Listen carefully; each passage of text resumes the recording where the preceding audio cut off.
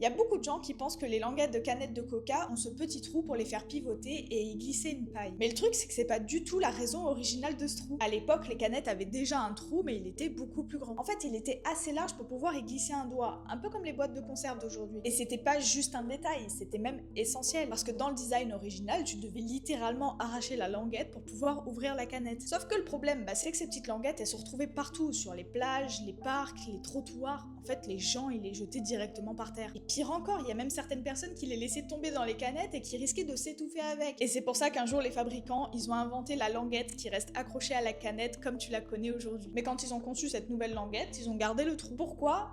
Pour l'héritage, mais aussi pour une question économique. Ça peut paraître fou, mais ce petit trou permet d'économiser de l'aluminium. Parce que quand tu fabriques des milliards de canettes par an, le moindre gramme d'aluminium compte. Et cette petite économie, ça représente des tonnes d'aluminium et des milliards de dollars économisés. Et en plus de ça, comme par hasard, c'est parfait pour bloquer ta paille.